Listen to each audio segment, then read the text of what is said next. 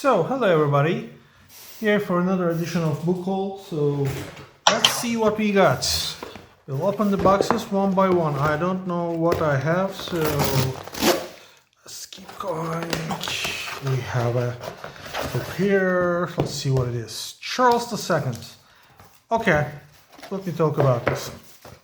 I have this Penguin Monarch series, and I'm really collecting many of them. I have, I don't remember all of them that I have, but, well, I think I have Athelstan, Canute, Edward the Confessor, William the First.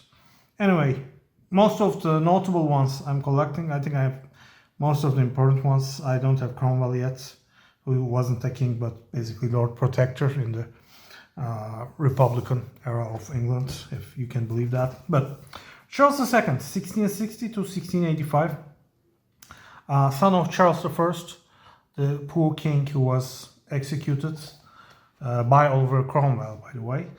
So let's take a look. That's a short genealogy tree. The Star King. All right. How many years? 25 years of his reign. Yeah, reigns are definitely getting longer. And this was the dress code, if you like to find out which part you're in. Yeah, in a historical movie, I think Charles II was played by Charles Dance in the movie Michael Dorooit, depicting the famous Dutch admiral, and not in a very flattering manner, I might say, but yeah, here's the guy. He fled to France before his father's execution, understandably, but then he came back and was restored to the throne. And basically, it was the end of Cromwell's short period of republic. Interesting times. Looking forward to it. Let's put it aside. Let's come for another one. I think I'm gonna do something like 10 books today. I'm trying to keep my videos short, and I've got a timer set up as well. We have, okay, some classics here. Yeah, I had a sale, so I wanted to get those low-cost books. I wanted to. War by Sebastian Faulks. This is a collection of books from several literary works, I believe. So it's just like a compilation on war. So I'm sure I will find this interesting. Yeah. Do we have a table of contents? No. Okay, small book. It's like 130 pages, something like that. Okay. So here it is. The Lost World by Sir Arthur Conan Doyle, of Sherlock Holmes fame, you may remember. And there was a TV series about this. It was wonderful, but unfortunately, I don't know if it airs. Maybe some obscure TV publishes it sometime, but I'm looking forward to read the original. I love dinosaurs. It's like the 19th century Jurassic Park, basically. And it's great that he had the imagination to think of these at that time. Kind of like Jules Verne's Journey to Underground, Journey Under the World, something like that. Where again, there's a meeting with mastodons, no less. Not dinosaurs, but early mammalians. The Metamorphosis. Okay, Franz Kafka. I'm a public servant, so I can identify very well with him. And long story short, he turns into basically a bug. And it's not the interesting part of the story. The striking point is that his only worry after transforming into a bug is how he will go to work.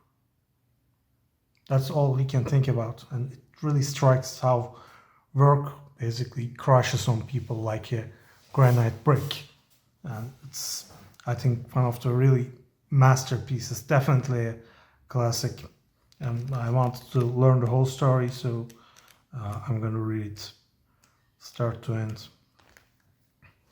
In a better world, I would have to read it from the original Czech, I think he had written it, but maybe I need a little more time.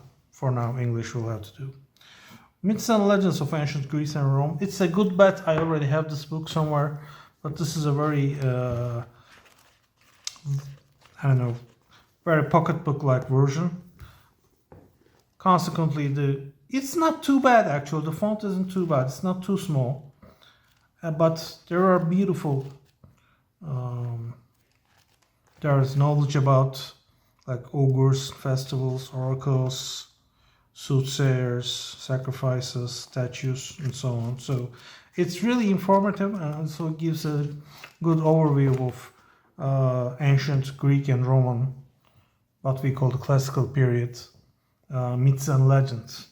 I think it's important that everybody knows something about this, because if you don't have this foundation, if you like, you will not understand many of the modern references as well. So you have to put this as a bedrock, and of course we are biased towards Western civilization. There are many great Chinese, Egyptian, Mayan literature. Did we decode the Mayan language yet? I'm not sure, but we know they wrote, so they have literature. Indian, very, very deep tradition going back thousands of years ago. And we need to know these classics. It can be just a quote in a movie that refers to it, but we have to have these foundations, I think, of people who came before us. So let's keep going. I think we can open a few more. I got the timer on, so I will not pass the 10-minute mark. And in editing, I think it will be even less than 10 minutes, so I'm sure I will be fine. But yeah, let's take a look. Oh my god, this is...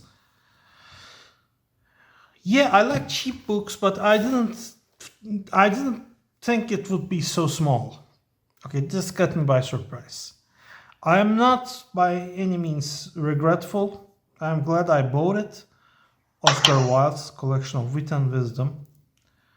But oh my, this is so small. I did not expect that. Well, okay, for a quote book, maybe. Yeah, there's some preliminary info about Oscar Wilde. I sometimes think that God, in creating man, rather overestimated his ability. Yeah, I think about that a lot too, man. I hear you. Like, oh my god. Okay, unexpectedly small, but dense package. Okay, let's keep going. Heimskringla, The History of Northern Kings by Snorri Sturluson. This is a Turkish private university, Yeditepe, meaning 7 hills. Of course, Istanbul has 7 hills. But they print a lot of English books. And in Turkey, oddly enough, original English books are more expensive than translated books. I don't know why, but there it is. There's economics. So it's a great help that they print this in English in an affordable package. So yeah, this is a good, nice quality paper. The font is pretty large, as you can see. And we have some notes, I think, some end notes. I'm expecting it's a Norwegian, I believe, epic, and it will be interesting, I'm sure. Yeah,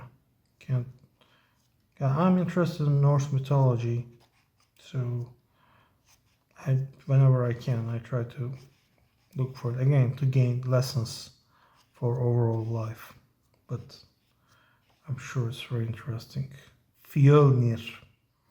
Yeah, great. I'm looking forward to reading this one as well. Just great. So we're not out of time yet. Let's keep going. Having said that,